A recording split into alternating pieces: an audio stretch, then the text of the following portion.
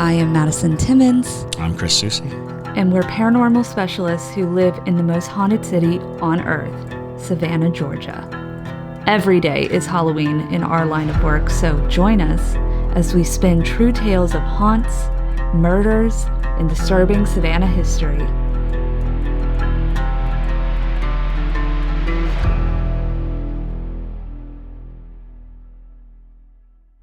I'm Madison. I'm Chris. And welcome to the most haunted city on earth. Hello, and welcome back to another episode of the most haunted city on earth. My name is Madison Timmons. I'm Chris Susie. And I'm JT Timmons, and that's Patrick. Nice, Patrick. Patrick. Right there. Jingles is over there. Jingles is in the corner where he belongs. Yeah, we don't talk about jingles, Matt. Madison loves jingles. I love a villain. Well, you got one. I do. Yes, I love a villain. Well, today we are going to be doing an episode on near-death experiences that have paranormal aspects to it. Nice. Which is pretty interesting because not all near-death experiences have some type of paranormal situation that happens, but a lot of them do. And so we're going to do 5 today. We'll talk about 5 of them. Other than that, though, before we get into the episode, we would like to thank a couple new Pamper junkies. So we want to thank Desiree, Jofo, Shayna, Allison Arnold, Anthony Burkhalter, Mr. Shapaco, Fabs, Mary Beth, and Natasha. So thank you guys so much for joining us. Thank you for joining our ever-growing army. Soon Yes. we will take over the world. Those sound like a bunch of people who hate ads. Yes. I have been tempted many a time by the no ads on various platforms. It's very true. It's very, just the idea. I don't have to watch an ad. There are no ads. You say. Well, it's Keep also it straight. yeah. I love it. Well, it's like no ads, and you get new content that you aren't going to get anywhere different else. content that anybody else has. Yeah, absolutely. Yeah, which is pretty cool, especially because we have covered such a variety of paranormal topics and things like that. It's So, true. And we have all those pictures of JT in Speedos. yeah, we Join have a whole Patreon. library of that. Yeah. Yeah. Yep. Yep. It's called Love Handles. Love handles. Oh no. But who's the real Faye Daddy? It's true. So, oh God, we're really starting this off on a good note. Yeah, we are. Okay.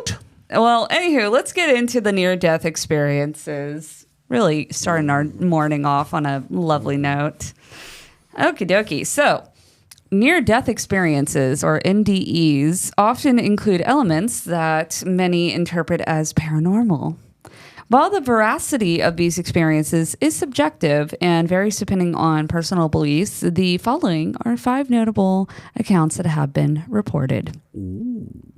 So, starting off with number 5, we are kicking it off with the red shoe incident. Not the red shoe incident. The red shoe incident. Down. Not the Hans Christian Andersen story in which a ballerina was given a pair of red shoes and then danced to death, right? Yeah, no. Okay. No, but fun. By the way, Hans Christian Andersen, you okay, bro? Right? You okay, Is bro? he okay? Are you okay? Yeah, he was really going through Dark, it. sad stories there. Like breaking my little child heart. Okay, sorry. But yes. But honestly, though, we should do a live reading of that story. Just so Hans Christian Andersen. although most ballerinas, I would say, bleed all over their shoes anyways from that type of dance. So not far off. But anyways, so the red shoe incident. So this NDE involved a woman who, during her experience, claimed to have seen a red shoe on the roof of the hospital. After she was resuscitated, she mentioned this to a nurse who subsequently found a red shoe on one of the roofs. So basically, it's a lesser known but intriguing near-death experience case that is often cited in discussions about vertical perception during NDEs. Right. And that refers to the phenomenon where individuals, while near death or clinically dead, claim to perceive events or details that couldn't have known through normal sensory means. So Yeah, oftentimes they'll say they actually float above their own body. yes. They're watching the doctors working on their bodies. And so you hear that commonly, but it's interesting because the idea is this one got out of the hospital entirely and saw something on top of the roof.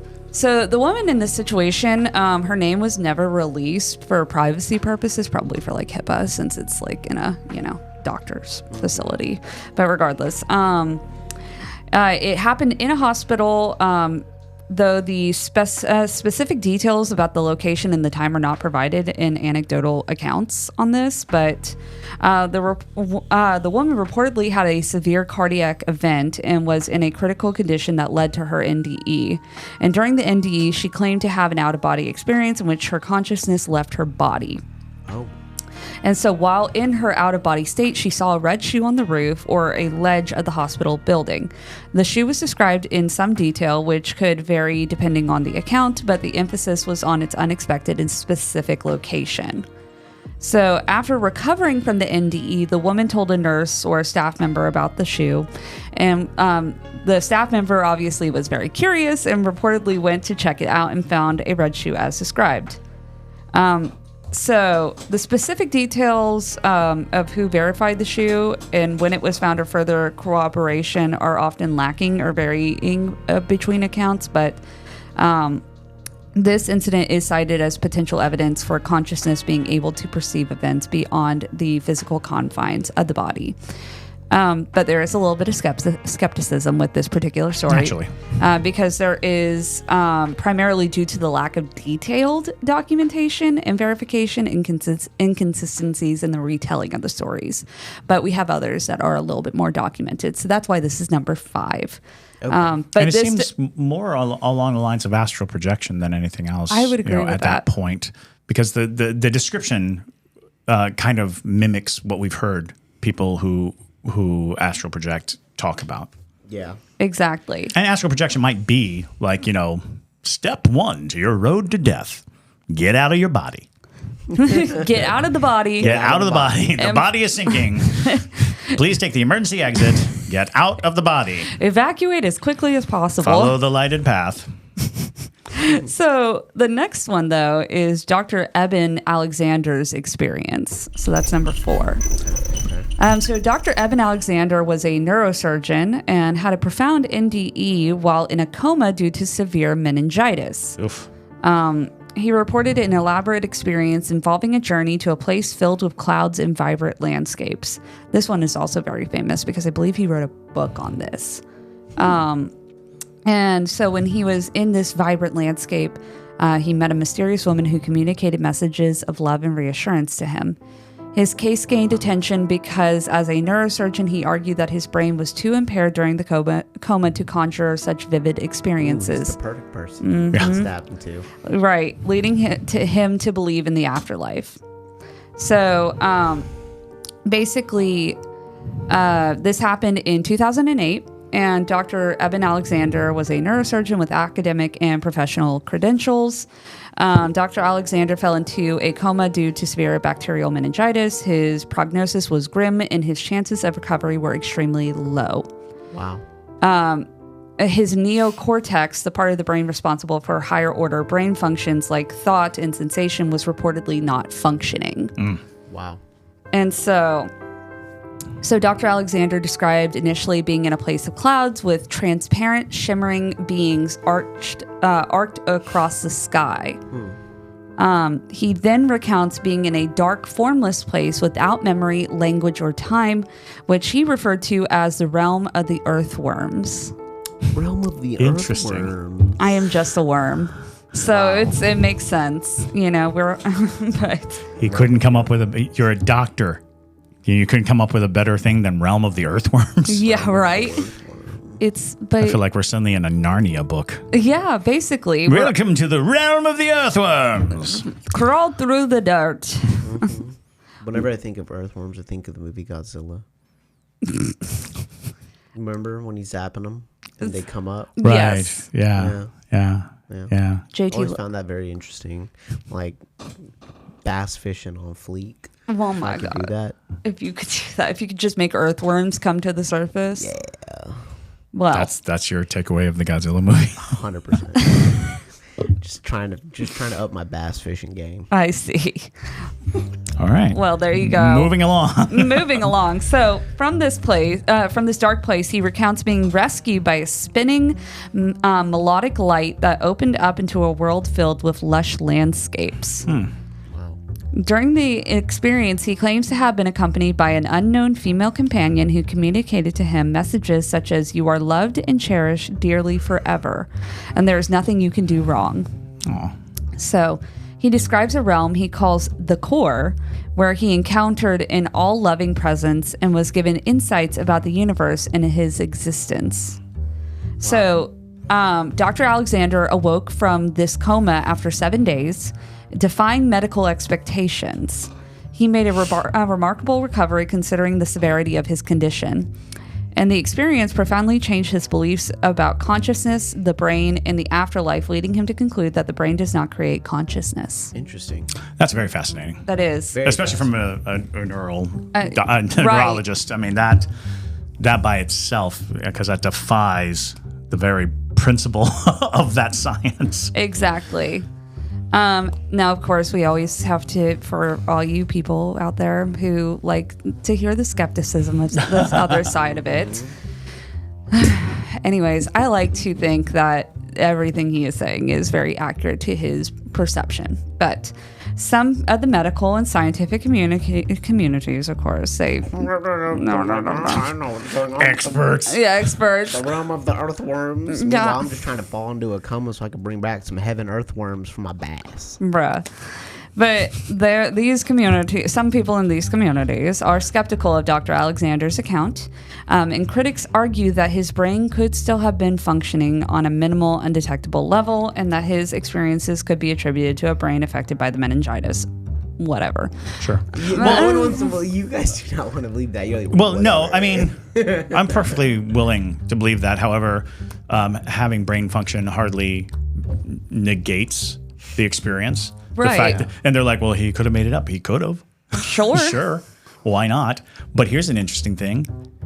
How many near-death experiences talk about the plane, that specific plane, being greeted by an all-loving force? So many are about, traveling to this place that, that by description is the heaven that we're told about, right.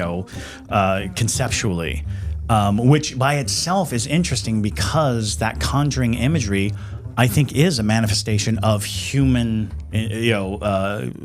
determination. We created that heaven, and it's probably a good landing place for your brain when you're processing the fact that you're no longer you're now in this new realm, and the fact that you have to travel through the kingdom Plains. of the worms. Yeah, you got to go through the earthworms. You got to go through the earthworm land.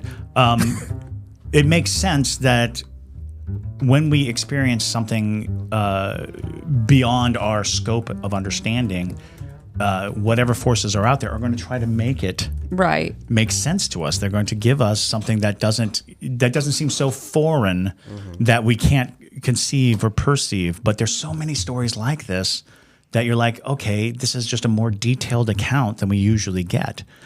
This is, there are elements to this that are far more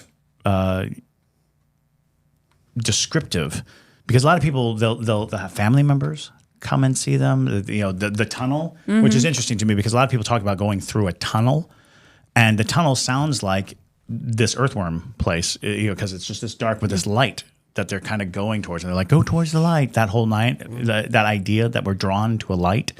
And then the light is usually a cloud, beautiful paradise-like place. So I find it interesting that he came out with such strong convictions, and instead of pulling it apart like a neurologist, he pulled it apart like a theologian. Instead of pulling it apart like the scientist that he is, he changed his tune and became an advocate of the soul, because this is the big argument in science is consciousness as a series of chemical reactions inside the computer that is our brain versus our soul, our spirit, which inhabits this meat puppet and is the home of the thought and of the self.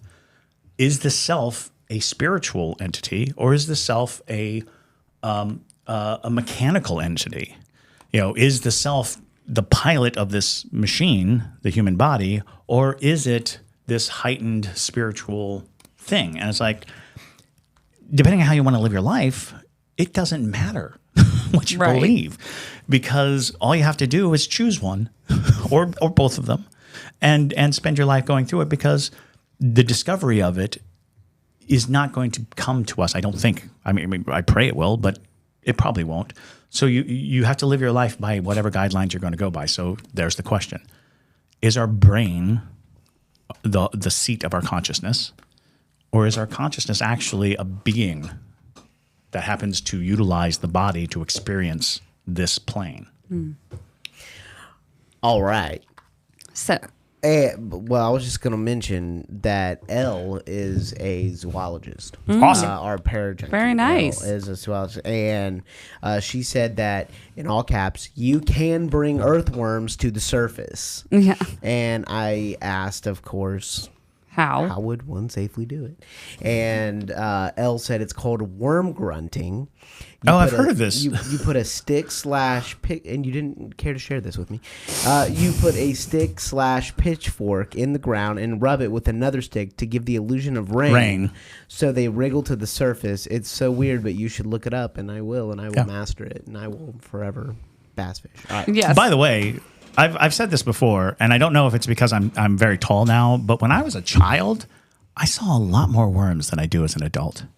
When I was a kid, I saw so many. After every rain, there were worms on sidewalks. There were worms just thrashing about. But as an adult, I never see worms. They don't want us. And it's like, are worms magical beings? Are they only for children, full of wonder? It's probably because we all just came from the earthworm realm, so they're like, "What's up?" It's kind of weird because I'm like, could it be that we're over, fertilizing and chemicalizing our ground and the worms aren't there anymore? But I swear, when I was a kid, we could just go around with a bucket and fill it with worms easily. Always see a worm. You see a worm on the sidewalk, you're like, oh, that worm is going to fry. I've got even dead worms. I saw a lot of dead worms when I was a kid. I see no worms. Well, I save worms that are about to fry. Yeah, because you don't want them to be on the sidewalk. You're like, worm. This is not for you. See, I'm thinking, life for the worm, and you're thinking food for the fish. Yes. Well, I am a worm, so I am a worm. Yes. All right. Well, moving on to another shoe incident, but this is the case of Maria's shoe. Maria's shoe. Yes. Ooh. All right. Bring it. So, in a widely reported incident, a migrant worker named Maria claimed to have an out-of-body experience during a cardiac event in a hospital. During this experience, she said she floated outside the hospital and saw a tennis shoe on a window ledge. After she recovered, Maria described the shoe in detail, and a social worker and nurse reportedly went to check and found the shoe exactly as Maria had described. What's up with the shoes in these out-of-body experiences? What's also up with shoes in weird places at hospitals? Right. I mean, what is going on in the hospitals that people are like, throwing shoes at the hospital? Maybe. All the critics, climbing on the roof and taking their shoe off? All the critics are like, what brand's your drone? Bruh. Anyways, so some background. The woman was known as Maria, who was a migrant worker in the U.S., and the incident occurred at Harbor View Hospital in Seattle. Maria reportedly had a heart attack and was brought to the hospital where she had an NDE. During the experience, Maria claimed to have left her body and floated outside the hospital building. While in this out-of-body state, Maria said she saw a tennis shoe on a ledge outside one of the hospital windows. She described the shoe as being dark blue and with a worn area over the little toe and a lace tucked under the heel. After Maria recovered, she told her social worker, Kimberly Clark, about the shoe. Intrigued by the story, Clark decided to investigate. Clark reportedly went around the hospital and eventually found a shoe matching Maria's description on one of the ledges. Notably, the shoe was on a ledge that was not easily visible to patients and staff, and Maria's physical condition would have made it impossible for her to have seen the shoe prior to her NDE. This became one of the more famous NDE studies because it suggested that Maria had received real, verifiable information that she could not have obtained through normal sensory channels. The case of Maria's shoe remains a compelling story in the context of NDE research. It's frequently discussed in the context of consciousness studies and the debate over whether consciousness can exist independently of the physical brain. However, due to lack of concrete evidence beyond anecdotal accounts, the case is also subject to skepticism and debate, obviously, as with any NDE, because it's all based off of just personal experiences. But very interesting, though, and way more. It's just weird that people are having these experiences of shoes. I don't know why. Shoes are fascinating Yeah. in that they are so easily to recognize when they're out of place. Yeah. See a shoe on a roof or, hanging from a power line or, something like that. You almost immediately, like, if you're driving down the road and you see like a shoe in the middle of the road, you immediately are like, oh, something went down. Right. It's like that person is not well. Maybe they're seeing shoes because they're seeing their souls. Drink. By the way, we are taking a sip of our coffee every time JT drops a horrible dad joke. You're going to need more coffee. Oh, yeah, I know. Apparently. We've already been through 5 cups. Yeah. Well, next one is Pam Reynolds' case. So this is probably one of the most famous NDEs of paranormal aspects. In 1991, during a brain surgery for a large aneurysm, Reynolds underwent a hypothermic cardiac arrest. Despite being clinically dead with no brain activity, she later described an out-of-body experience where she observed details of the operating room, heard conversations between the surgeons, and reported moving towards a light and communicating with deceased relatives. So, Pam Reynolds was 35 years old and from the U.S. It happened in 1991. And Reynolds was diagnosed with a giant balasar artery aneurysm, a life-threatening condition. Holy crap. That's so scary. At 35, holy. Yeah. Well, there's some terrifying statistic that 1 out of 10 people have an aneurysm in their head, and it doesn't. They don't all rupture. Right. So you can go your whole life without ever knowing you have an aneurysm, but it's just a ticking time bomb in your head. And it can go off at any point. That's so It's just good. a terrifying That's so good for my anxiety. Welcome to new things you didn't think to be afraid of. I had a brain tumor and I got it removed, and so I've had so many MRIs that I feel like they would have caught found an aneurysm, yours. absolutely. my aneurysm. So Yeah. I think I'm in the clear. Well, you Says already the had man who had a brain tumor. right. Well, The that brain junk tumor hasn't come was back. enough. My dude, Just once dude, is enough. He cut that thing out. I almost called them out, but he cut that thing out, and it's And My sister had a brain tumor, and a year later, it had returned, and it had filled the void.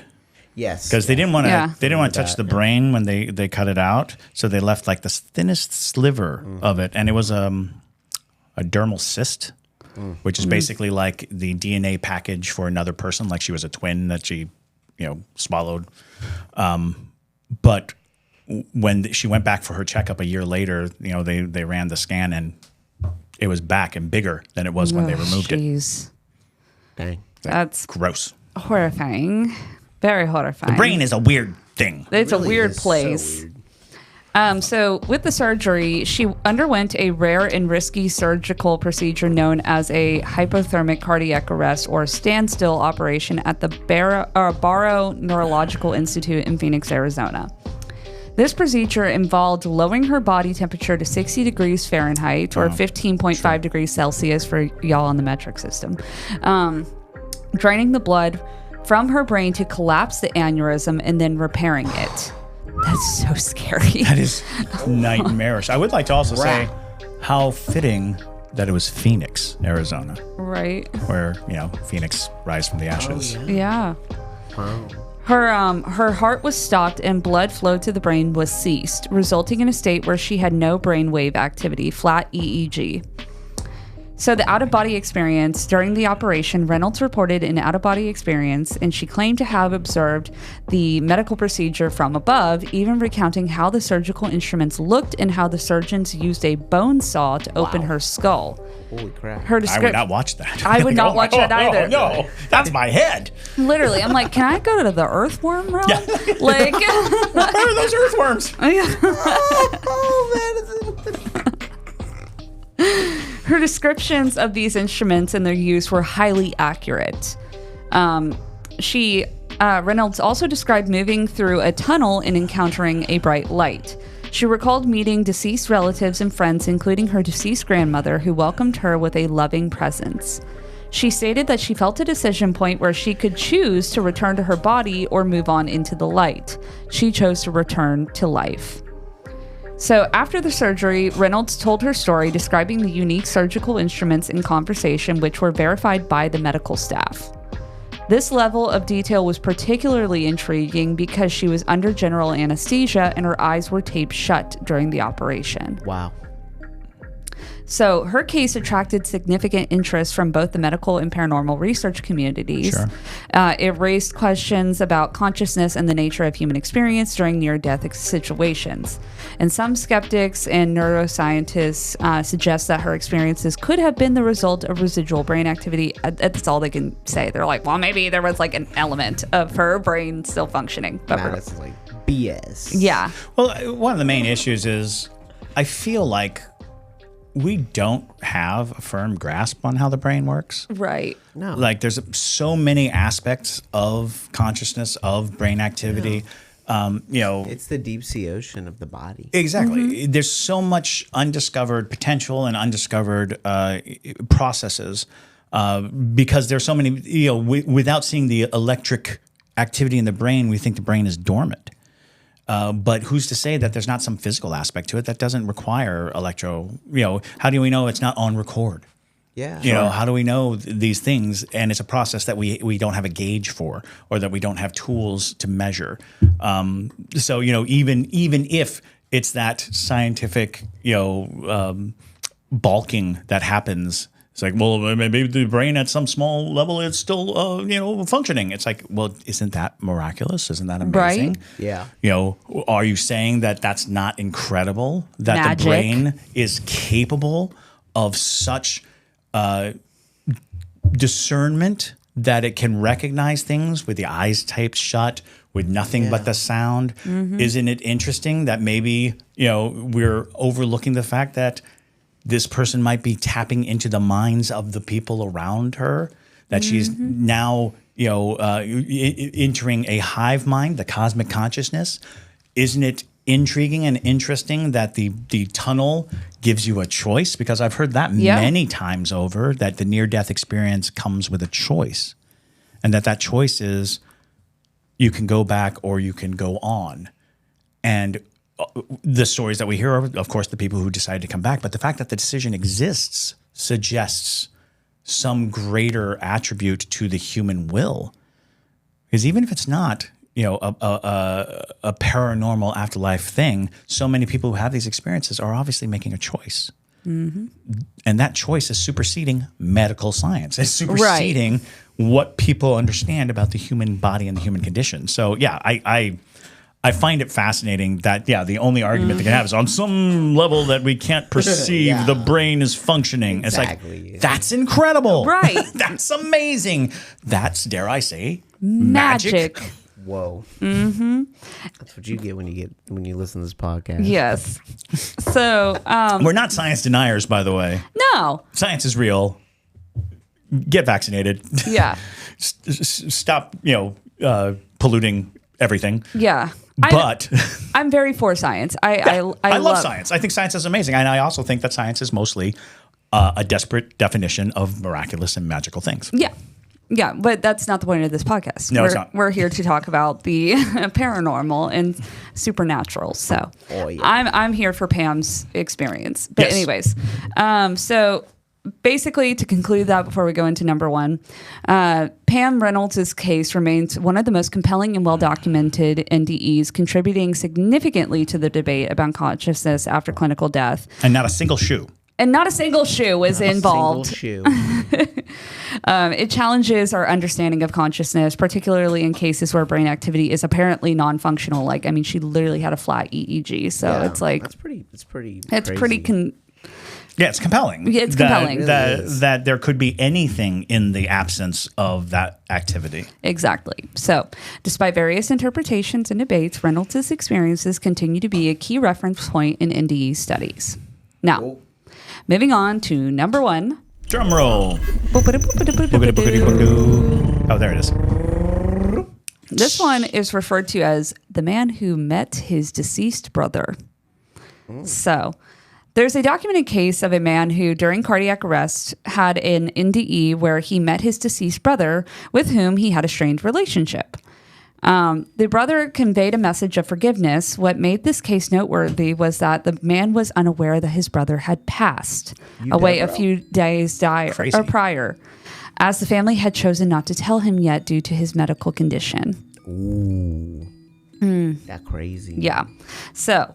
that also plugs into the unfinished business aspect of ghosts that we oftentimes talk about. You know, when somebody dies and there's unfinished business, resolving issues with family could be a very compelling unfinished business for a spirit. I completely agree. So this man's identity in most accounts has remained anonymous due to primarily privacy reasons, but he experienced a life-threatening event, often described as a cardiac arrest or a severe medical emergency leading to the NDE. So during his NDE, the man reported an encounter with his deceased brother. This was unexpected and emotionally profound for him as their relationship had been strained. The brother conveyed a message of forgiveness and reconciliation. This aspect of the experience was particularly moving for the man as it addressed unresolved emotional issues between them. Crucially, the man was not aware that his brother had died. His family had chosen not to tell him about his brother's death, thinking it would be too much for him to handle given his medical condition. So following his recovery, the man reportedly experienced a significant emotional and psychological transformation, largely influenced by the encounter. The post-NDE realization that his brother had indeed passed away added a layer of intrigue and mystery to his experience, as it seemed to validate the reality of his encounter during the NDE. This case is often cited in discussions about the paranormal aspects of NDEs, especially the possibility of genuine encounters with deceased individuals. Although, here's your skeptic point of view. Well, there always is one. Yeah, I like to throw it in just for... No, I know you do. It's important. It's important. And not to say that if it's wrong. Not to say that any of this isn't worth scrutiny and isn't worth the skeptic point of view. We are definitely playing up our dismissal of the skeptic's point of view. Yeah. We can respect skeptics, but come on. That's crazy. Respect skeptics. But skeptics, come on. So the argument the skeptics have is that that the encounter was a hallucination or a subconscious manifestation of his guilt and desire for reconciliation with his brother. But how would he know that his brother is dead? That would be a really random thing to choose out of all the ether of things that you can think about when you're in a near-death experience. Because you would almost think that if he was coming up with that. Right. He would go to his brother who was alive. He would be the ghost reaching out to his live brother. If you're working on the premise that he was having this out-of-body experience, why would he think that his dead brother was coming to him when he could be going, wouldn't that be the reconciliation? Wouldn't that be the course of guilt would be to go to the person you've wronged or to the person you have something, strained with? Exactly. So it's interesting, absolutely. And so, like many NDE stories, this case offers a blend of deeply personal, emotional experiences with elements that challenge conventional understanding of consciousness and death. It's a poignant example of how NDEs can have profound, lasting impacts on individuals, influencing their beliefs, emotions, and perspectives on life and death. So, with that, it seems like everybody's NDE has a variety of different outcomes. And it might also be worth noting that the ones that are close to the proximity close to the patient might be because of the level at which they are in peril, how close to death they are. If somebody is further along, more likely not to survive, perhaps they get all the way to the plane. Right. But if they're close enough to be brought right back, they may get as far as, the shoe on the roof. They may not have the whole experience. So it's possible that there are levels of the NDE that are contingent upon how in peril you are of actual dying, or when there's little hope, you start going through earthworm realm. Exactly. But when there's when there's a heightened chance of survival, maybe you only hover around the body. Right, and you see shoes. And you see shoes. Yeah. Maybe it was just somebody trying to escape from the hospital. Like, maybe we should go to one of the hospitals and put a shoe on the roof. Ooh. Or on a windowsill somewhere, and see what happens, and then just wait to see if a story surfaces. I actually think I know someone who works at St. Joe. Ask him to put a shoe on the roof. Yeah. Take your clog off and put it on the roof. Not your shoe. No. Get a shoe. Go to Goodwill. Get a red shoe. Get a red shoe. Get a shoe that really can be described. Yes. Red Converse, and write a word on it in Sharpie. There you go. Just like a magic trick. Hey, dead person. Write that. Half dead. Half dead. Almost dead. You're almost dead. Bad trick. Just Go bad back trick. and tell them about the shoe. Tell them about the shoe. Tell them about the shoe.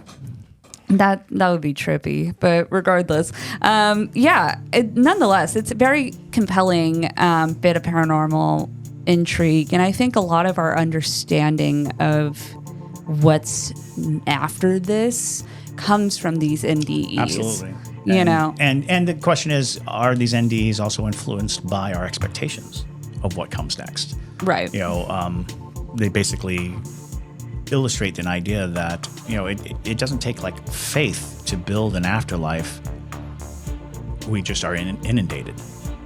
We whether you are a devout person or not, you know what heaven's supposed to look like. You've seen enough depictions, you've heard enough stories, you have enough information to facilitate that in your mind, to lock it away. And you might be experiencing this amalgam of all of these cultures that have illustrated what heaven is supposed to be or what the afterlife is supposed to be. And that's coming through in these NDEs. I completely agree. So, well, there you go, y'all. That is the top 5 stories of NDEs or near-death experiences that have paranormal aspects. So thank you guys so much for listening to today's episode. I hope you enjoyed. If you have a ghost story that you want to send us, you can send it to ghostmail@HauntedCityPodcast.com. Or if you are looking to join us and see more content and all the fun things, join us over on Patreon as well. So thank you guys again. My name is Madison Timmons. I'm Chris Susi. And stay spooky, y'all.